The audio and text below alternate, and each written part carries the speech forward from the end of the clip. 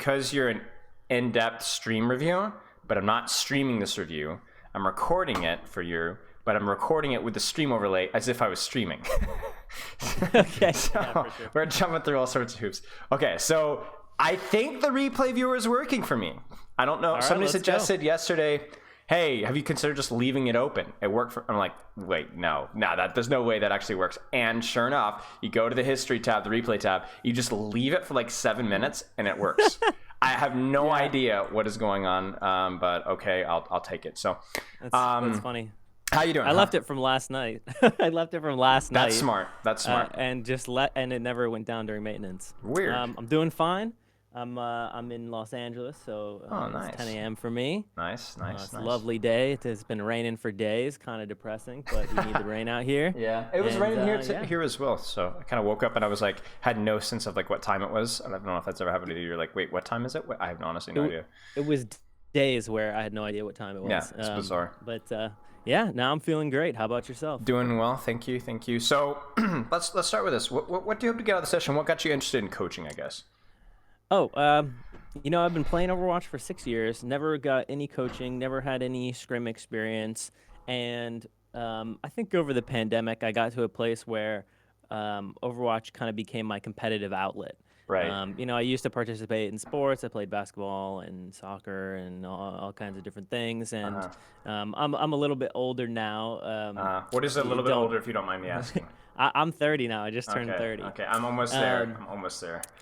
Yeah, honestly, I feel like I turned 30 when the pandemic hit. My whole life just changed. Fair enough. Yeah, it kind of became my competitive outlet, and I was really enjoying your stream and your YouTube, and you posted this video like, hey, I could use the support, and I was like, you know what? I'm watching a lot of Spilo content. Let me give the support, and it's a great chance for me to learn a little bit more. Yeah, of course. It's a great chance for me to learn a little bit more about the game from a higher level, and. Sure. I think my goal, I was Diamond in Overwatch 1, or I wasn't really Diamond. I made Diamond in Overwatch 1. Fair enough. And, I played a bunch of different roles of the year. I've never really settled on anything. And even at the beginning of Overwatch 2, I think I think I played 50 hours of Kiriko like the first 2-3 weeks that that hero came out. I was super excited, but I think ultimately I'm deciding that tank is really where I'm feeling the most comfortable, or where I enjoy the most number of heroes. And so I think that's something I want to focus in on. And I definitely, I've reached that high plat, low diamond place many times, and I feel the wall. And I think I do use the replay viewer. I do watch my own games back, maybe less often than I should, but I have definitely hit a wall that I think I'm too myopic to see what I need to improve on to overcome this hurdle. It's kind of funny. This isn't a shocker, I guess, but Overwatch 2 has definitely been like the transition period for a lot of people from roles to roles. Like, I've been hardcore support main. Overwatch 2, I've played more DPS and more tank than I haven't in forever, and I've loved like Orisa, for example, and I'm really liking it's weird for me, and I think I've worked with so many people that have become tank mains or become DPS mains, become support mains in Overwatch 2. What was the transition for you? Like, like you talked a little bit about Kiriko, right? But what was it? Why did I transition? Sure, well, I think overall I was feeling like the support role was a little bit less impactful, and also I think just overall, the hero pool is much smaller, but I think the tank role just had more interesting heroes. I feel like I'm really attached to mobility. My top 3 heroes are like Hammond and Tracer, and for some reason Ana. Ana's just super fun to play, but mostly I gravitate towards the mobility heroes, and I like those fast-paced kind of games. And I think the tank role between Hammond and Doomfist and Winston, D.Va, has more heroes that I'm interested in. And I also feel like I don't know, right now, let's say, there's Sojourn, Mercy, Pocket. In the support role, there's not that much I can really do about it, to be honest.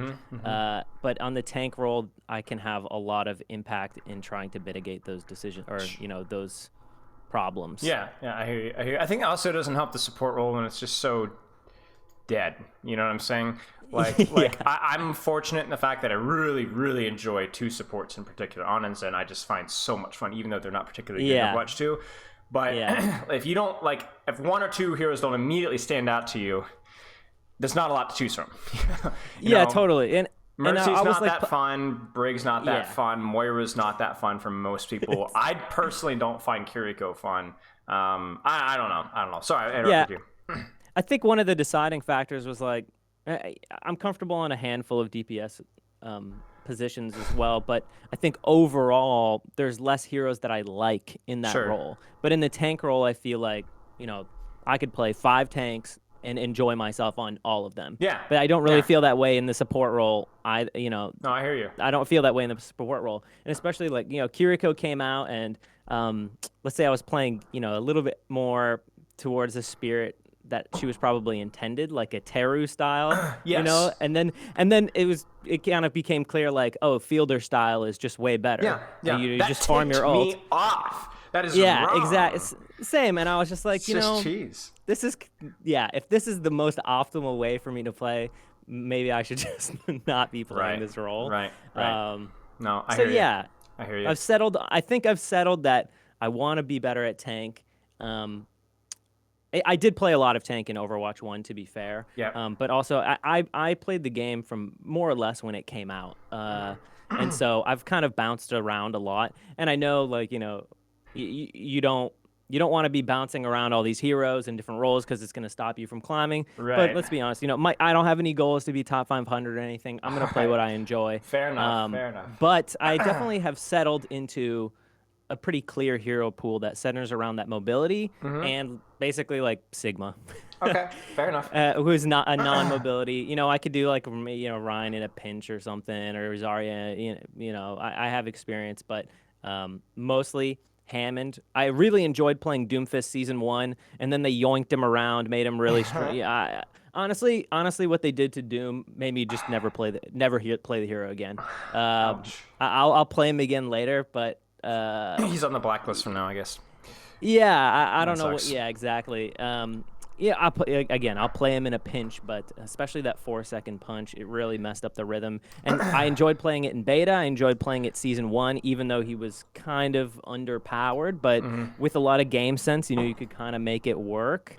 But yeah, I didn't even like the way they buffed him. So now I'm playing a lot of ball in Sigma because that's who I have fun on, and I don't ever touch Hog or Orisa. Okay. And it definitely is kind of an uphill battle at the moment. Okay. But if this is the hardest, it's basically playing those heroes into Hog or Orisa is probably as difficult as it's gonna get, to be honest. So if I can be forged in the fire of the difficulty of Season 2 and learn from mistakes that I, make now, maybe I'll be even better in the future. I guess the thing for me, I'm going to be interested in checking out here. Let me actually look at your goals here. Yeah, I think I might have signed up in Season 1. It was about 4 weeks ago. It was early Season 2, I think. So some things have changed. Yeah, so reach Diamond and keep it. Long-term goal, make Masters. Has that changed since then?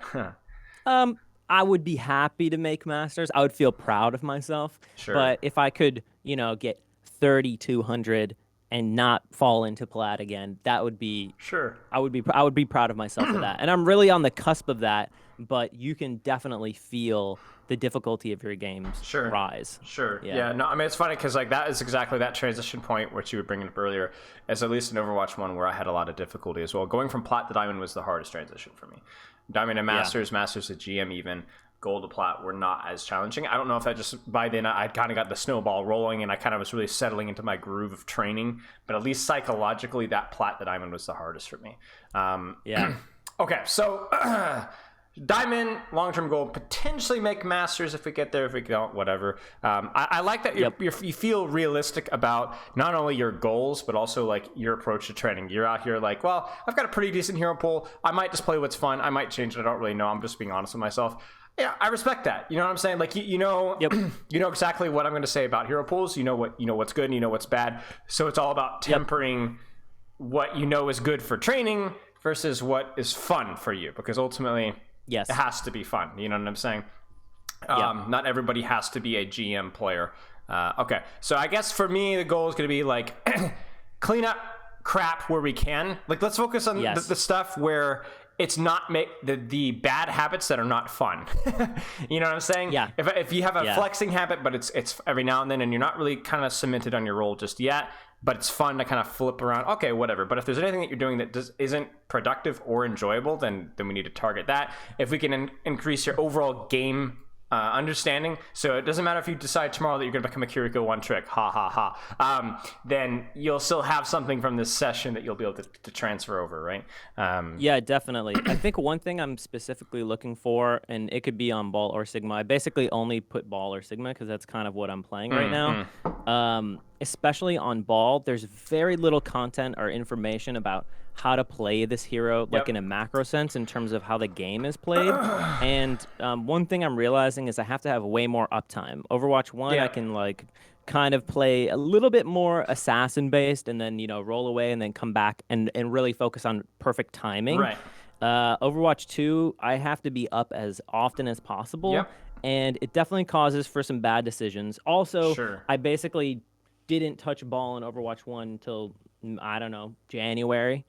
Because, I mean, I think widely considered to be one of the weaker heroes in the roster. And there was other things that was cool to play. Like I said, like I really gravitated towards Doomfist as sort of a Ball dive, but not Winston. But now I don't know, things just get melted. So actually Ball feels like a dive hero that doesn't die very much. But something is wrong with my decision making, I think. And obviously there's a lot to work on mechanically. Yes. And I guess I'm having a lot of games where I will go 40-1 and lose. Where I do a good job of surviving. I can secure some eliminations, but something is wrong with my decision making at points. So that's the tank disease. Clear. That's the tank disease. It's like where you like feel like your impact's really high, but it's just because your hero's really OP, and either you're not impacting as much as you should and you're just getting like padded stats, or you are having consistent impact, but it's like that video I released a couple days ago. You're not clutch enough when your team really needed you to pop off. You didn't pop off, right? And then there's also just bad RNG with matchmaking, and maybe you were just that good and your teammates were just that bad. But okay, go ahead. Sorry. Speaking of the clutch moments, there's definitely moments on probably all of these replay codes that I needed to be better at that exact moment. Right. And it's definitely true. Like, okay, so maybe I'm diamond, maybe I'm even masters at my peak, but my average is looking plat too, and then sometimes I make gold or silver plays, right? So I need to focus, definitely, I know this about myself, is I need to focus on the consistency throughout the match, because maybe I'm playing really strong for half the match, but the back half I'm throwing. And that needs to stop. But overall, I'm looking for long-term trends about my play that I'm unable to see, hopefully from the session. How do you improve consistency, I guess, is my little philosophical question for you. Sorry, what's the question? How do you improve consistency? Good question. Probably mental fortitude. Sure. What does that mean? Like, it means playing the match 100% through the whole match. Okay. And I don't want to say I get tilted and throw the end of the match. I don't think that happens very often. I'm not too much of a tilty player. Right. But let's say you're playing ranked for 3 hours. The third hour, you're playing really well at the first half of, say, Circuit Royale. And then the last half, you're making a lot of sloppy decisions. And even though you were playing to a diamond level the first half, maybe your last half is looking pretty gold. Oddly because specific. You're mentally just not checked into the game. Yeah. I don't know. I mean, if we watch that one, honestly, I would prefer to watch Shambali. That's my number one choice. I've got the code pulled up right now. Especially because of cool new map. Yeah, sure. I watched the Kaluge Sigma. I thought that was super interesting video, by the way. The more of that you can do, the better. It's awesome to watch Overwatch played at like the highest level. But there's a lot of information on how to play for that map. I mean, if you want to review the Sigma, I'm totally down. We can do both. But I've got like Shambali, I hardly hear anything about it, right? Yeah. And Wrecking Ball, there's almost no content on it. So it makes it harder for me to see what other people are doing and assess my gameplay based on those other standards. Yeah, I hear what you're saying. So yeah, okay. Okay, let's keep going through your form here. We're about halfway done here. Trading week here, at least 3 games per day, sometimes 1 session to complete 7 wins. Can you fill me in if that's changed, and maybe just kind of fill in the details of how that usually looks on a week-to-week basis? Wait, did I say 7 games a day? No, or 3 7 games wins per day, sometimes 1 session to complete 7 wins. I'm fortunate enough to have a friend or two that will hop on and like play for the daily rewards, like on a daily basis in quick play. So I definitely get probably 3 games in a day. But honestly, are they 3 ranked games? Probably not. Okay. With the state of the matchmaker and just like permanent hog Orisa, I have had less fun in season 2 than I can ever remember in Overwatch. Okay. It's not in a great place for me. Okay. But I would say I'm still playing ranked 3 times a week, at least 3 games per session, and if I have the time that day, an hour or 2. Okay. Yeah. Okay. So when I was farming replay codes, I sat down for 2 hours, tried to do my best for each game for 2 hours. Yeah. Yeah. Here's the thing. The way you just described playing right there for 2 hours, maybe it doesn't necessarily need to be 2 hours. Maybe an hour and a half is okay per day. Okay. But that's going to be the benchmark for Diamond for me. An hour and a half a day on average. Consistently. Yes. All right. Now, is that going to be the bare minimum? No. I would say probably 3 games per day. Maybe that's like a little over an hour or just add an hour. That's probably reasonable if you're really, truly giving it your all. But I can't honestly tell you that anything less than an average of 10, 11 hours a week of like consistent hard practice is going to do anything but keep you in plat. You know what I'm saying? And fair. I mean, yeah, maybe I'm not putting in enough to reach my goal. Yeah, and the other thing too is it's not just the quantity of the time; it's also the spread, which you could probably guess, right? Like you talk about that 3rd hour where the intensity starts to dip off. You're probably a busy guy. You go in on the weekend, you want to get in 2 or 3, 4 hours. You can't make up for it. You know what I'm saying?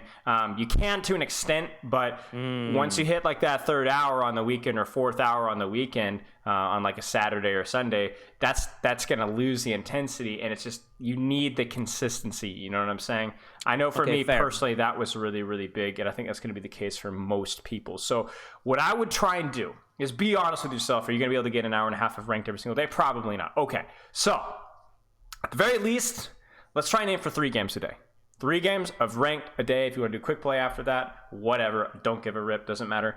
And then on days where you're like, crap, I only got 2 in, next day I'm going to get 4. But like, I don't want us to go a day without playing at least 2 or 3 ranked games. And I really think that needs to be the benchmark, is an hour and a half. If we can't get an hour and a half, we get an hour, but we're consistently playing on those days as much as we possibly can. And if that ends up being building consistency, right, and if that ends up being not fun or frustrating, then you might need to adjust, of course, because obviously, especially the point is fun, right? But if we want Diamond, that's Diamond. And if you, I mean, that's not the only aspect of Diamond, but that's definitely a huge part of the Diamond. So yeah, that's fair. I mean, I just came back from Christmas break, didn't play 2 weeks, decided, I'm going to play Wrecking Ball, which I haven't played for like 3 months, basically. And I'm here expecting to be Diamond, which you're right. That is actually not realistic. So sounds good. I will work on my consistency. Okay. I'll make it a goal. Sure. I'll get Diamond season 3. I'll do the consistency. Let's make it happen. Well, let's just try that and see if you hate your life after a couple of weeks. You know what I'm saying? If you're like, this is really not fun, then let's adjust our focus. Then you know what I'm saying? And I'm about to say the same thing. I know we talked a little bit about Hero Pool already, but the same thing with Hero Pool. When's the Sigma, Doomfist, Ball, Diva? I assume that's changed. I assume Doomfist is in the dustbin. You know what I'm saying? But obviously, the way I like to say it is generally the number of hours that you play on a daily basis is generally the number of heroes that you should be playing. So for you, you should definitely not be playing really more than 2 heroes. For you, that might be Ball Sigma. That's it right now. Right. So then stick with that, right? Stick with that. And then if you need to adjust that, if you just get completely burned out in Sigma or Ball and you want to pick up Diva instead, or Doomfist gets buffed to the high heaven and you want to then you need to drop it and then pick up the other one. It's totally fine to drop and pick up other heroes, but on a week-to-week basis, it needs to be 2, 2, 2, 2. You know what I'm saying? As much as you possibly can. Unless we play Diamond, we really like the hour half. We actually start doing 2.5 hours and then we can add a third. You know what I'm saying? Sounds good. But I'm trying to find a balance between being honest with you and trying. I still feel like Diamond's possible, but we need to try and improve other things as well. And the last sounds thing great. here, I appreciate it. Yeah, no worries. Last thing, what do you feel is holding you back? Reach the limit to your knowledge. We talked a little bit about that one specifically with Ball. Like, what do I do with this hero? You know what I'm saying? And you've kind of talked about uptime. We'll talk about that in a second. But we'll go into that in the review. But one other thing you put in the forum, and it was mechanics. Can you elaborate on that one just a little bit? Oh, I mean, I need to improve them. I definitely, I will try to hop in not like the actual practice range, but like a better aim range and try to put that at the beginning of my sessions. My consistency on it is not great. Like I said, sometimes I'm playing to chill. Yeah. So that honestly, that needs to be part of my routine if I want to make Diamond. Yep. Also, like especially on a hero like Ball, I'm sloppy and rusty. And I need to practice more if I want to improve on that hero. Sure. Fortunately, that hero is so fun to practice on. Yes. 2 suggestions for you, warm-up wise and mechanics wise. One, if you're practicing Sigma, go into Vaxta or go into Arcade Deathmatch and be that guy playing a tank in Arcade Deathmatch. Okay. They won't have it enabled in Tryhard, but Arcade Deathmatch or Vaxta code with movement set to at least hard on the bots is going to be your best training for Sigma. Okay. For Ball, I use Vaxta. Yeah. For Ball, don't do any of that. Ball, this is a bit of a weird one, but I think it's probably your biggest return on investment. You can have a YouTube video pulled up of some rollouts that you want to try or practice. I recommend that. And then also load up a custom game, load up a map. You could even reduce your cooldowns to 0% and just roll around. I have practice the rollouts. Practice every single, find a map that's on the map pool that you need to practice on. You're not really sure, like Shambali, great example. See if there's a Shambali Hammond map video, right? Maybe there's not. If there isn't, okay, load in with 0% cooldowns, roll around the map. Do everything, try every rollout, try this slam spot. Can I do this little bunny hop here? Where's a good grapple spot? No, I get the caught in the door frame. Can I do this boop here? It's like Doomfist where like 50% of the mechanics, if not, a lot more than 50%, probably 60-70% of the mechanics are not even actually clicking with mouse 1. Do you know what I'm saying? I know. You're so right. And Hammond is so map specific, and Overwatch 2, they put so many freaking lampposts and little things all over the place. You actually have to have insane map knowledge to be good at that hero, I think, in Overwatch 2. I mean, it was true in Overwatch 1 as well, but it has increased. I think the skill ceiling has increased on Hammond. Probably right. Right. I mean, every new map is another skill, that you have to learn. So I would definitely, if you're gonna play Hammond, if you're gonna practice your Sigma mechanics, that's how you practice those mechanics. You don't even bother loading up anything else other than those specific heroes. Okay. Do you have any other questions? Not at this time. Okay. Let's start this here. So I'm going to stream here, and I'm going to get my thing transferred over. So I think you had a really great point about uptime, because the way I look at uptime is how much can you be doing as a percentage of your total living time. In other words, if I'm Ball and the match is 20 minutes long, how many of those minutes was I actively putting pressure on the enemy team, either directly or indirectly? Was I rolling through, distracting them, slamming them, shooting them, booping them, whatever? And you made a really great point where you said, it feels like on Ball, my uptime has to be so much higher. Now, why do you think that is? Because you're 100% right. That's a good question. I mean, compared to Overwatch 1, I know why. It's because there's no tank to escort your team in. Right. In Overwatch, I mean, let's attack this from the other standpoint. Okay, remember when you talked about Kiriko, we talked about the Teru playstyle and how that feels like the hero should be played as it's like leveraging your mobility, right? If you're not leveraging your strengths, then you're not playing the hero to its full ability, and then you're not playing the hero well. So you look at Ball, and you look at your extra 100 HP, and you look at your adaptive shields, okay? And you also look at the reduction in crowd control. So obviously you've lost the off-tank to peel for you. But your survivability in Overwatch 2 is significantly higher than it was in Overwatch 1. It is really hard to kill a ball. So then, if you are not utilizing that survivability by increasing your uptime, then you're not playing the hero to its full extent. You kind of see what I'm saying? Definitely agree. So it's about looking at the enemy composition and being like, okay, am I going to actively die every time I just get... No, I'm not saying be sloppy with your engages, but I think like you look at even the comp we're playing now where it's like, okay, it's the sleep dart, you've got rock, there's a little bit of CC you have to worry about. But if you are not consistently putting out pressure over and over and over and over again, the enemy Sigma, who has 100 more HP, who has does a lot of damage, is able to hold pressure in space just as well as you. He's going to do more than you, and then you're going to lose the game, right? Because he's better than you. So, definitely. So let's look at the comp then. So I think that being said, Ball has to have higher uptime in Overwatch 2, but I think how you do it is very similar to Overwatch 1. Which is, diving some big slams on multiple enemies. Obviously, people are less grouped up, so that's not always the case. But I think threatening duels, for example, you look at their DPS, right? What can you do about that? Yeah, I mean, Hanzo and Ashe are both ideal targets. I don't really need to go after the Moira, but if I see Fade, I can go for it. Sure. Ana, honestly, is kind of an avoid. Yeah. And honestly, Sigma, I don't get much value either. So I kind of want to be on the Ashe and the Hanzo. Obviously, at this point in the replay, I don't know that they have Ashe and Hanzo yet, maybe. Right. But yeah, I guess if I watch a minute of this and I'm not on Ashe or Hanzo, I'm doing something wrong. Sure. It's because those heroes are easier to kill, right? And because they're easy to kill, it means that when you threaten a kill on them, that the enemy response is generally disproportionate, right? And that's how you create space.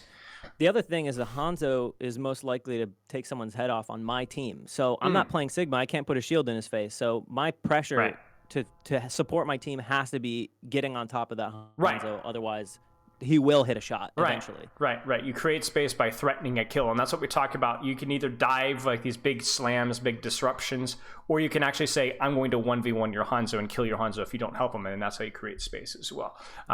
Okay, so let's take a look here. So like bang, grapple, slam, and look at your HP. Yeah, I know.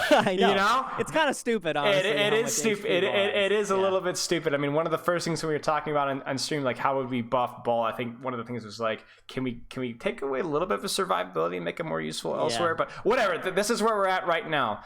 So this is all about, we want kill pressure here.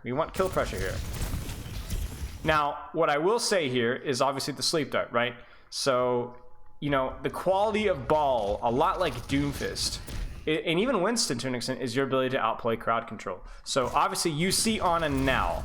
Okay, you immediately need to enter Ball form and start to try and move unpredictably. Now this Ana's not that good, so she misses the sleep dart. But what I would like to say is I have the same thing with like Doomfist and even to an extent like Genji Tracers. I don't want you tracking every cooldown in the flipping game. It's just unreasonable, especially for a plat player. But you don't need to worry about Storm Arrow. You don't need to worry about Orb. You don't need to worry about Fade. I mean, Fade is definitely helpful, but it's not the most important thing. Rock, no. Dynamite, no. We talked about just Sleep Dart. That's it. If you can track, I shouldn't even pull out the guns there. I said I would pull out the guns because you didn't know the Ana was there. And then you're like, oh crap, Ana, I'm gone. Yeah. You know what I'm saying? I mean, not the thing that, okay, well, here's what's the problem with Sleep Dart, right? You're not going to die because you get slept, but what's the problem? No. Uptime, right? It's uptime. It's also the fact that even if you don't, if you get woken up immediately, right? You lose all of your HP, which means that then you have to run away and get healed. You won't die, but you have to run away and get healed, and that's uptime again, right? Yeah, so, I'm out for 10 seconds basically. Right. So for me, it's like as soon as you track the one cooldown that you need to track, then you go on. Now, and now that's going to depend on comp, right? If you're playing into a Junkrat, I know it sounds corny on some maps. Maybe you need to track Trap. I think Sleep Dart's going to be your big one. I think Sombra Hack's going to be the big one that you could permanently just hunt that Sombra. You know what I'm saying? I know. Honestly, Trap is like a bigger threat than Sleep Dart to me. I mean, obviously it's easier to like see, but the way that you kill Trap, but he already has Trap up, you shoot the Trap on the ground, but then he has Trap in his hand. It becomes very difficult to track after that. Sure. And there are other cooldowns you can track too. Like, let's say you're playing up against your team. Let's say Red Team Red. What's like, if you were to pick one cooldown that would be helpful either offensively or defensively to track, what would it be on your comp? Probably Suzu. Probably Suzu, right? Can I force Suzu? Do I need to play around Suzu? Can I force Suzu and then look for a more aggressive play afterwards? And that's all. That's it. Sojourn Slide would be nice to know. Amp would probably be nice to know. TP would probably be nice to know. But it's just not as important as Suzu, right? If let's say that they were on Zenyatta on the enemy team and not Ana, what would you track instead? Trance for sure. Okay, trance for sure. Right. Am I gonna waste my minds and just get trance done anyway? You could then be like, okay, well then trance isn't that important, or it's too hard, so I'm gonna track rock instead, right? Or we're gonna go back to what you said earlier, and we're gonna track fade, so I can know how hard I should commit on this Moira, or you know what I'm saying? But there's always gonna be one cooldown. I think it's a good habit to start practicing as a dive threat with no ability to deal with CC outside of just simply avoiding it. You know what I'm saying? You don't have a Winston bubble. Quick question, since you brought it up. If I trade mines for trance, do you think that's value or no? I think it's okay. I think it's okay. Obviously, it's not ideal, but I would take, if I need to force trance, I feel like I would take that. It's okay, because usually you force the Zen to miss position as well, which is okay. And then obviously they lose his damage output. So they do gain an infinite survivability, but they lose his damage output as well. So it's not the best trade in the world, but it's okay. So this is all fine, right? Good poop, good slam, good shots, but honestly, this is a skill check. This Ana's bad. Ana's a diamond will not be. We talked about uptime, right? What do you think? I'm up. Yeah, you're up. And I think, obviously, mechanically, maybe tracking there could have been a little bit better with the boop there, but seems reasonable, right? You even went on to the next target. Now, if I'm the Sigma theoretically is in trouble. Okay. So we talk about uptime, and then we talk about downtime. Right now, what would be a really quick way to trash your uptime? Here's the irony. See if you can spot it. Should you go in right now? Let's put it that way. Which cooldowns? Look at your HP and tell me what you think. I mean, I have slam and I have grapple in 3 seconds, so I would probably wait 1 second and then go for the backline, because Ana probably doesn't have sleep up still, and Moira just use ball. Let me respectfully disagree slightly. Okay. I think what would happen is if you went in the second that you had grapple, you would still be 2 or 3 seconds off of your adaptive shields, and you would probably lose a little bit of HP in the meantime, which means that you would get chunked and then have to adaptive shields late, in which case you might need to give up too much space. So what I would recommend... I'm going to lose my actual health. Right. So what I would love for you to do right now is for you to roll in here, grab the health pack, set up for your next engage, and go in about 3 or 4 seconds. In which case you'll have your slam, you'll have your grapple, you have your adaptive shields, but you will have preserved all of your HP so that you're able to go in full force again immediately afterwards. The other alternative here, now hear me out, this is weird, is to roll back to here and shoot the Sigma for 2 or 3 seconds. Yeah. Why is that? There's actually 2 reasons why I might pressure the Sigma a little bit here. Yeah, I think the first reason is kind of what you brought up. Okay, let's say I go in, I'm probably going to lose 400 health to go in again, honestly, without adaptive shields for 6 seconds. And after that, I either have to roll back to my team, and honestly, it will take Kiriko 5 seconds to heal me, if not more. Right. Or I have to spend 10 seconds rolling around for health packs. Right. But going to shoot the Sigma for 2 to 3 seconds will give me enough time to get my cooldowns back. Adaptive shields will be up at least soon enough. Yes. And then I can go in. So will it you might lose be a any net HP positive. Shooting the Sigma? No, I won't. That's the key thing to me. It's like this. Yeah. It's like the downtime here is I have no cooldowns, but I want to increase my uptime, so I look for a really, really safe, low risk, low reward play because there's no downside to it. You kind of see what I'm saying? Yeah, I bet I go in, but I that's something that should change. I should be a little bit more patient. Here's another thing to consider as well, just to make this even more complicated. What is the advantage out of my first suggestion, which was going behind? Remember the suggestion through here, you grab the Mega? What's the advantage of doing this, besides the fact that you get your cooldowns back? I mean, they're not looking at me. They're less expecting me, and if the Ana is expecting me, she's no longer looking at the Sigma. So it pulls more. Right. And I guess before today, I would probably say if I don't go in right now, my team is taking 1, 2, 3, 4, 5 peoples of pressure, and they're basically in a 4v5 while I go to the back to set up. True. So that's my counterpoint, but I like what you're saying, which is have a little bit of patience. I think I would take the option to shoot the Sigma, honestly. Okay, sounds good. That's what I think I would do. My point here is that if you get the opportunity to set up either through here or even, I think this actually looks really attractive right here. Is the quality of the roll up the stairs. Right. The quality of the engage is really high. So in other words, if you roll in through here, that's the thing. It's going to get coach gunned. You know what I'm saying? Or they're going to CC it or hide from it. But if you're here, you have the surprise off angle factor. It means the kill threat on the slam is a lot higher. You kind of see what I'm saying? Yeah, that small high ground is actually the best choice. I think so too. Going all the way around the back, I'd have to grapple to get the height, but the high ground I can get a free slam. Right, so free slam. That's what I would grapple here, and then start to do your bounce back and forth until that Ana gets sleep dart. You know what I'm saying? And then maybe roll through and boop the Sigma in.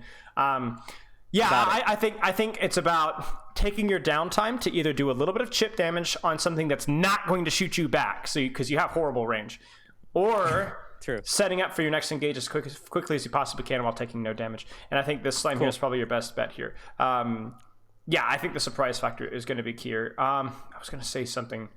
Shoot, what was I going to say here? It'll come to me. But yeah, I think, I think you were saying like the 4v5. It's a 4v5, yes, but look at their support and look at their DPS's positions. Remember they were on high ground, had all these angles here? Look at them good now. Point. I mean, that Hanzo is in a terrible position. They're all in a terrible position. That's what dive heroes do, right? Like you look at a Sigma. Sigma is relatively flat in terms of value. You know what I'm saying? Whereas a hero like a Winston, a hero like a Ball has these big spikes. You got a lot of value done in your spike. I mean, even objectively, look at your ult charge. You know what I'm saying? Even if we don't even factor in position, you did a ton of damage. You forced a ton of cooldowns, and then now you have a little bit of downtime. We want to keep that downtime low, but I think a 3-4 second downtime and then going in again is very reasonable. Okay, fair. Okay, let's go. Grab the. I would definitely grab the Mega there if you had the time. Okay, there you go. This is where the downtime starts to factor in, right? It's goofiness like this. Like the Sigma dies because of what you did earlier, but like. We should already have slammed. Because now, do you see how they've slowly started to take space now? They're slowly starting to walk forward again. We don't want them to do that. All right, let's get the big slam here. Nah. It's worse. And you see, oh, jeez. It's worse, and I can't do this. Embarrassing. Yeah, I mean, it's whatever. You know what I'm saying? Like, let's look at this mechanically. What would you do? Okay, well, we talked about the optimal engage. We messed it up. Unlucky, go next. We took too long. Okay, what would we do instead? We'd grapple. I mean, I need to hit the slam. We need to hit the slam. I think I was feathering it, but it didn't go. Okay, so we didn't obviously get the I'm not high enough. So this is mechanical. This is a mechanical issue. And this is why we practice Shambali. You know what I'm saying? Yep. Okay. And also, then I need to hit this, but right, the little bounce. At some point, I think. One day. Yeah. No sleep dart again. Okay, by the way, this is pretty decent sleep dart outplay. You adaptive shields, you roll, and then you grapple like at the perfect time here. And so it makes it. I mean, again, good on us are going to hit that sleep dart, but you made it a lot harder to hit. Hey, here we go. This is fun. I think that once that sleep dart's down, you could just grapple to your heart's content. You know what I'm saying? Yeah. And that also increases your uptime. If you could just spend to win is like kind of corny, but if you could spend to win, man. The big thing with spend to win is it's not just the damage, there's no headshot hitbox. You know what I'm saying? Yeah. So like you could just spend and you just do it forever, right? I mean, this is ignorant. Okay. Let's talk about uptime here, right? Let's talk about uptime. Okay. You're down, right? Now, if we look at the enemy comp right now, is there anything that right now that you could be shooting while you're waiting for your cooldowns? Not really, right? No. So what should you be doing with your downtime? I mean, I can go around and look for more of a flank. Set up. Think ahead of time. What should I be doing? Should I go around this way and try and boot these guys in? Yes, I should. This is the direction I should go rather than... right? Here. Or here. Yeah. You know what I'm saying? Or if you want to be like crazy, grapple all the way through to their spawn and look, maybe you get a grapple... slam here, and then I don't know, that's probably not the play, but there's so many options besides what we do here, which is roll directly at the enemy team, way ahead of your team, by the way. Look at the follow-up here. You see what I'm saying? So I should wait here. I should wait a few seconds for the card to roll. Or you should roll in a way to where you boop them into where your team can follow up. Do you see what I'm saying? So you could kind of, if you have CC, you can kind of dictate timing by pushing them into where your team can follow up. Okay, quick counterpoint. Okay. Which is that the Hanzo is like looking directly at my team like a second before all this. So I'm sure my thought is I gotta stop this guy from getting a pick. Yeah. At this moment. No, right. So is that worth the few seconds for me to reposition? Yes. Or am I making the right play by moving this Hanzo out of the way? Here's a question for you. So your team can follow up here. So let's get real nitpicky here. There's the kill on Ashe. What are you doing right now? Nothing. I know. I should have grappled back in. Let's see how much time we have to deal with the Hanzo. Okay. 3:14, 3:13, 12, 11, 10. Now the Hanzo's a threat. You've had 4 or 5 seconds.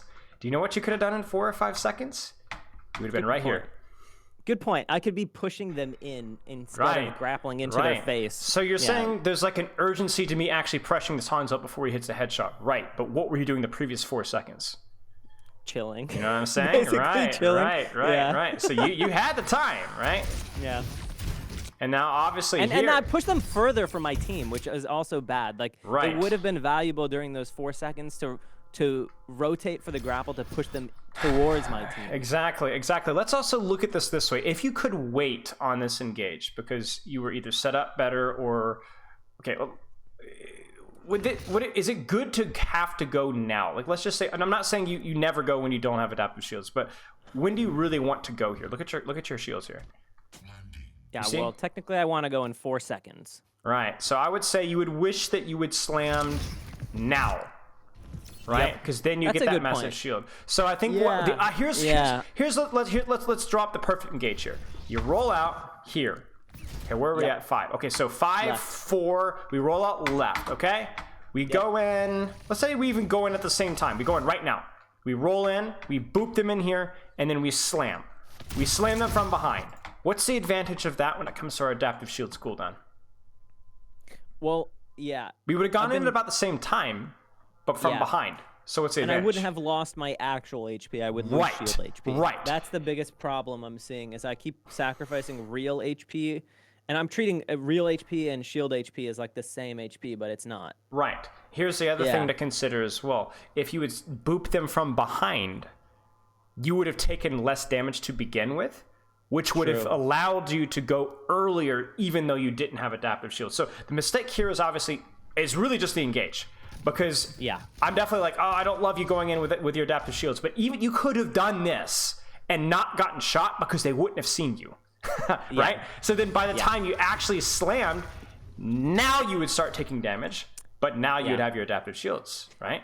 Yeah, and I can see like my team can't follow up on this either. Right. Only the Tracer was there, and she had to use a bunch of blinks to try to do anything. Right. So it's all about the boop direction, setting up for your next engage. It's all tied into one thing, right? It's all tied into setting up for that next engage properly. Okay, looks good. This was average. Yeah, okay. I think it was all right. Now she has sleep dart. I also like here that we don't. Okay, I don't know if this is on purpose, but you don't slam. Yeah. Why was that good here? You just saw it, right? Because it makes for an easy sleep dart. Right. So she didn't have the opportunity to sleep dart. So you get your good mind value here. I don't know if you meant to not slam. I don't know if this is just accident. I think it's on accident, honestly. Okay, but this is good. This is good mind spread. This is really good mind spread. Now, what should you be doing right now? You've got 2 options right here. I want to boop that Hanzo into the mines in 3 seconds, but I could probably poke him a little bit. You could poke him and then slam him, right? You got the height for it right here. And in addition, there's a Moira with no fade right here too. And if you turn around and start shooting this Moira, she's not going to die, but you're going to waste her time. The Ashe is going to shoot you. The Hanzo is going to shoot you. You've got adaptive shields for it, and you would burn your adaptive shields. Then you could grapple in and smack that Hanzo or smack on that Hawk. You kind of see what I'm saying? Yeah. So I'm just curious what you do. Here. You really want that grapple? That backline is free, I think, for you to pressure out there. You had the tools for it. Yeah, you're right. I think some of my, maybe this is wrong, but it's just like I feel like I have to be putting some pressure on the Hogs and the Hanzos so they don't one-tap my team. Right. I guess. And I feel like if I don't put any pressure on the Hog, isn't he free to one-tap my team? I don't know. I've had enough games where he does one-tap my team. No, right? I mean, that happens, right? Yeah. But look at this Hanzo. I think you're right. This is the wrong play. Right. This is definitely the wrong play. A lot of tanking comes down to knowing your 1v1s. Yeah. And you are I'm not gonna kill this Hog. It's not happening. And this Hanzo is killable. This Moira is killable, or at least you can threaten the kill more, which is going to force more of a response. So then this hog gets no help. You know what I'm saying? Yeah. Like, look at what happens when you roll out, right? Trace, that Hanzo, that Hanzo should have died, right? That Hanzo doesn't die. Ana's free to follow up on the hog and pocket the hog. Ashe is free to free fire on your team. You're right. These et ceteras are way too free. You know what I'm saying? Now let me ask you a question. What if hog was literally all the way over here? Would it be okay to focus hog with your team? And his team was in the same position, but honestly, he was over here. I kind of still feel like no. I feel like it's still the right play to grab as many people from the back line and put their attention on me and just trust that my team can handle the hogs. Sure. Because they have it's a 3v1 for them. Sure. I don't know. I don't know. I mean, knowing the game, my team's not killing this hog either. Sure, but it's at least more reasonable if you're going to follow up if he's that deep in. But the problem here is this hog baits you. You feel like he's feeding, but look at his Ana's. You know what I'm saying? Look at his Ashe. Yeah. Look at his Hanzo. Yeah. They're actually in perfect position to help him out. They're just ranged heroes. You know what I'm saying? So it kind of baits you like, oh, look at the hog. I can kill this guy, right? You know, not really. No. Yeah, you're right. You're right. That was not hey, nice. All right, let's go.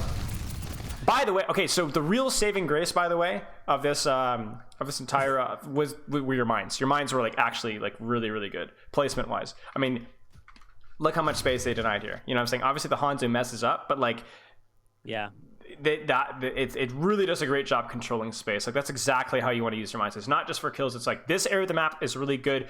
I'm gonna make it completely uninhabitable. That being said. Yeah, what is that? I just had to do it. Oh my gosh. Yeah. Oh jeez. Nice. This is fine. Whatever. I know the Ashe is up there. Yeah, Hog no vape. Ashe, it's whatever. Like we don't have to. Like we've got so many other things to consider. This is not the most important thing. Okay.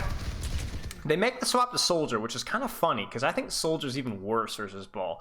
I think like that's true. I think Hanzo is like worse in the 1v1 technically, but he still could do decent damage too. Do you know what I'm saying? Yeah. Soldier just healing station just doesn't matter. Like he's never gonna kill you. You know what I'm saying? He just doesn't have the burst. So I think Soldier says, if nothing else, a neutral swap for them. Grab the mini. Grab the mini. Grab the mini.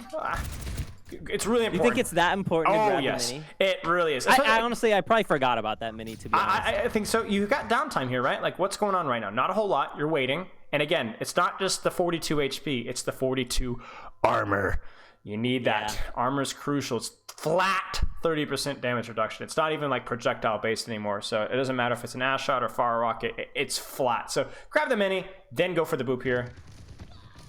Yeah, you're right. And again here, do you see the mistake? Yeah, that was... You sleep dart, you gotta know it's there. So then if you know sleep dart's there, what's the plan? How do you engage here?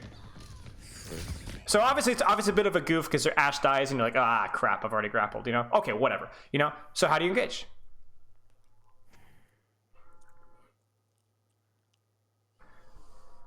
I don't know, to be honest. I mean, I could start by poking and try to bait the sleep dart. You could. Or at the very least, I should be grappling kind of into the two supports and isolate them from their... Your team doesn't really have much follow-up here, you know what I'm saying? So I wouldn't do anything hard. Maybe the play is not to engage at all. I thought I was going to boop the Ashe. And Soldier, which is why I think it's okay that you grappled here. Here's a suggestion, okay?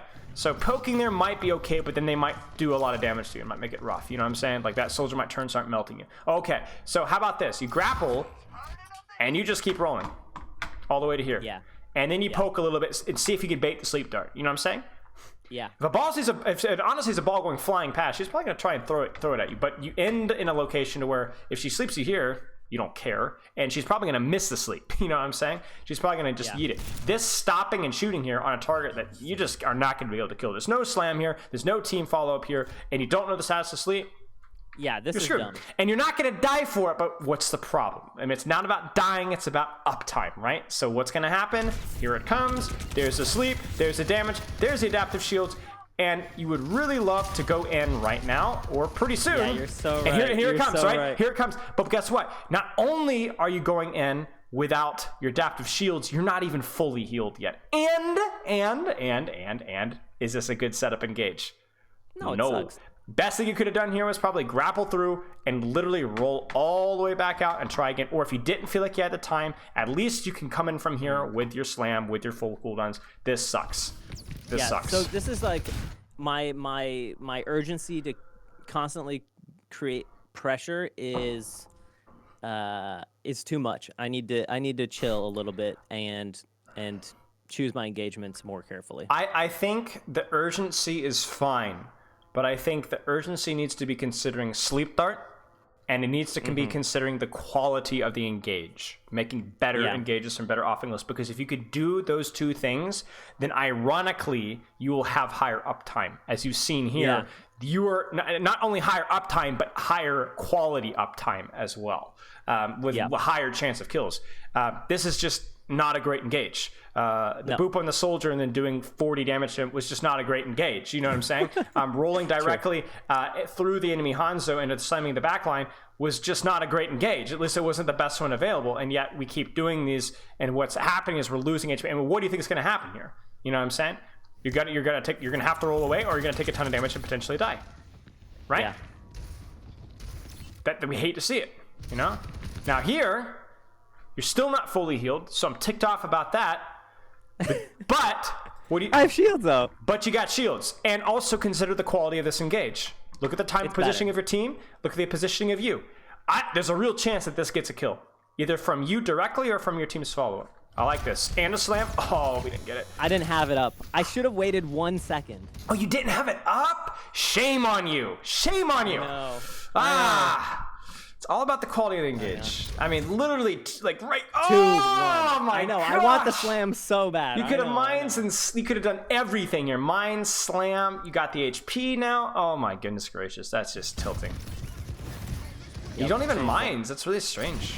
I think if you just drop mines here, this is bad, bad stuff. Well, I think I wanted the slam, but didn't have it, so then didn't mine. You know what I mean? Got it. I see what you mean. Yeah.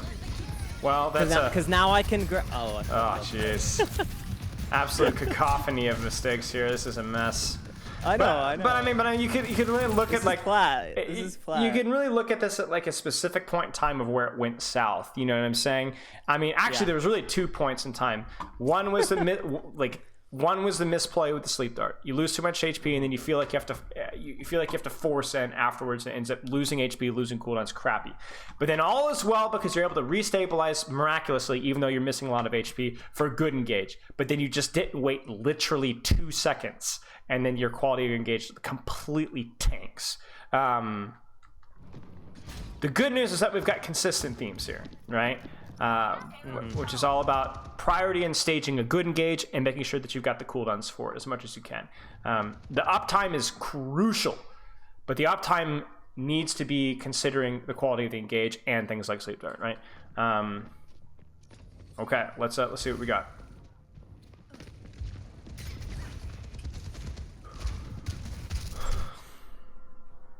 Tell me how you should be engaging this. You've got mines. You know where they're positioned. Where should you go? I should be backline. I should be slamming from the back. The same engage! I know. You can do the same thing. And obviously you don't know the stats of sleep dart. So what you do is you roll through, you drop mines, you keep rolling behind corner, maybe go through here, listen for sleep dart. You hear it, maybe go back in and slam, shoot. You know what I'm saying? And there you go. Yeah. Right? You're creative. You think of something to do. Oh my gosh. It's just atrocious, right? You just like roll right through the middle of the enemy team. And this ends up working out really well, but ouch.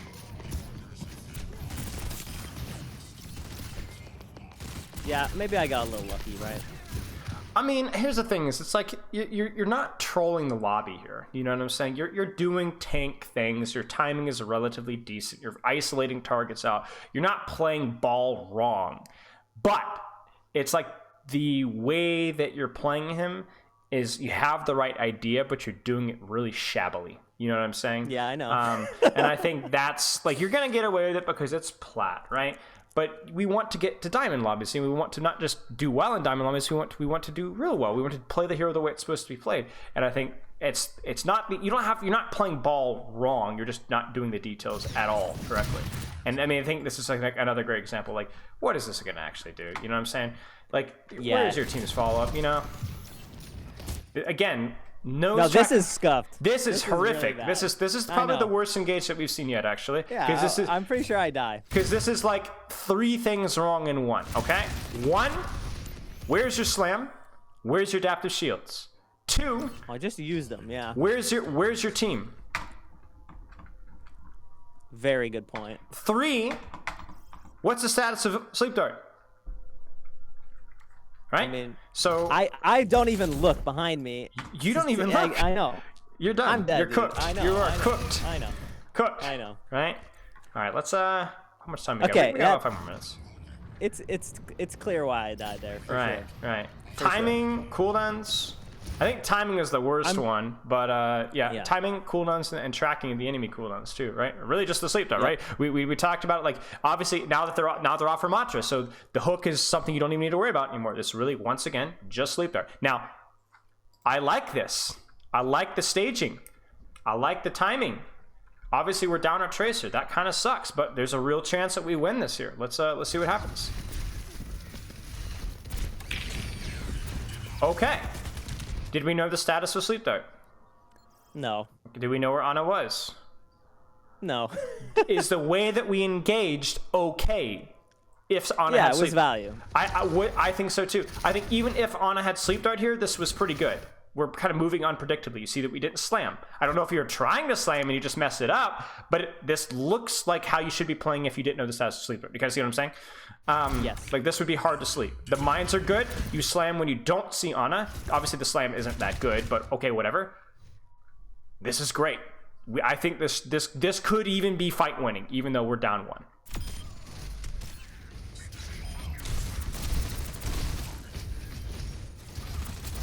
And it looks like it's going to be as well. It's funny, you could predict this stuff. You know what I'm saying? Like, you were somehow down 1 and this still feels winnable because the quality of the engage was really good. That's how you carry fights. I think my only complaint here is that I think there's a lot of attention to shooting a Ramattra in the face, which is just, you know what I'm saying? Not that good. It's just not your best 1v1. Find a Moira, even if it's just, you know, slamming on the Moira, slamming on the soldier, shooting the soldier a little bit, whatever. That has to be better than what we're doing here. Yeah. Stage. Ah! Oh, that cooldown's brutal. Whoa. Ooh. Yeah, I know. I didn't realize that was that brutal. Yeah. It completely stops my fireball momentum. Okay, I'll say this as well. What's the problem here? Quality engage sucks. Through them like point blank. I know. Right. And also look what else is wrong. Look at the bottom left of your screen. Yeah, definitely. No reason for this. Again, this is why we also explore maps too, right? Where's the Mega? Where's the Mini? Uh-oh. Look. Yeah, Mega there. Right there. There's a Mini, yeah. Right there. Right now you're doing nothing. Go grab the Mega. Honestly. But you didn't even know where it was. You know what I'm saying? And I think there's a Mini back here. Yeah. I don't think I even thought about it. Yeah. Right, but that's what I'm saying. So it's either a map ignorance or it's a not thinking about grabbing health packs when you should have been grabbing health packs. Either one of those is a problem. Bad engage as well, like we said, and, you know, nice thinking. Hey guys, shoot the ball. It's a fat slam. And team is following up, maybe? I don't know. Are we checking honestly? I could have been more patient. I could have been more patient. There's a sleep dart. Yeah, I don't know. It was a good slam, just not a lot of team follow up. And I think again, it's just like the sleep dart, right? Like you didn't get punished for it there, but I felt like again a better Ana punishes you there. Let's watch one more fight here. Yeah, it's like the only thing I'm focusing on is like being up the whole time, but it's just not well. It's not time well spent. Ooh, you know? Ooh. This is. I know you're going for the C9 here, but this was also like a really cute setup for a really nice engage too. You know what I'm saying? I know this is where I should be set up. Bam! Yeah, You know, I just get lucky. So we like this engage a lot, but we can also mix it up and go from here as well. I mean, this is why you explore the maps too, right? So you can figure all this out. I mean, this is a great way to end it if this is how it ends. No! Oh my gosh, you terrified me. What? I know. It was dumb. It was dumb. I know. Oh my gosh. I could have just done it. Okay. Good discipline with the mines there too. No need to use them. Now we can mines, and there we go. That's a fight win. Should be. Yes, there it is. Okay, nice job. Okay, lots of really, like, I mean, very negative this review just because it's fun, but I mean, really some good ball play. Like, you know what you're doing. You know what I'm saying? Like, again, it's like you have the intentions are good, but you're just doing them poorly. So what are the takeaways here? Like, not just, oh, I need to work on this, but like, what is the skill set? You load up a ball game today, tomorrow, whenever. What are the skills that you need to practice? Obviously, we'll practice them one at a time, but what's on the list, I guess? Well, I think the first thing on the list for me is talked about a lot. How do I encapsulate this in one word? Smarter engage. A smarter engage. Yeah. Okay. And what does that mean? It means spending my shield health instead of my actual HP. Okay. It means sacrificing the 2-3 seconds of uptime to look for a decision that will cost me less time in the future. Right. Yeah. To me, I think the most important thing was like setting up good engages constantly. Look at the map, look at the situation. Who could I be setting up on as fast as I possibly can? And if I'm waiting on cooldowns, right, then I need to be either getting my HP back or setting up in the next engage, right? Yeah. That, and I think the second thing for me was definitely just track one cooldown. Look at the comp, what's the most important cooldown for you, track the cooldown, and play around it. That's pretty much it. Yep. Okay. That, along with the mechanics, like, I think for warm-up, get into a map that you're not familiar with, find health packs, roll around, grapple around, practice your engages, pretend there's an Ana there, what are you going to do, you know? Yeah, do you have any questions? No, I feel like that was very helpful, yeah. Appreciate it. Yeah, no worries. Okay, so stop recording there.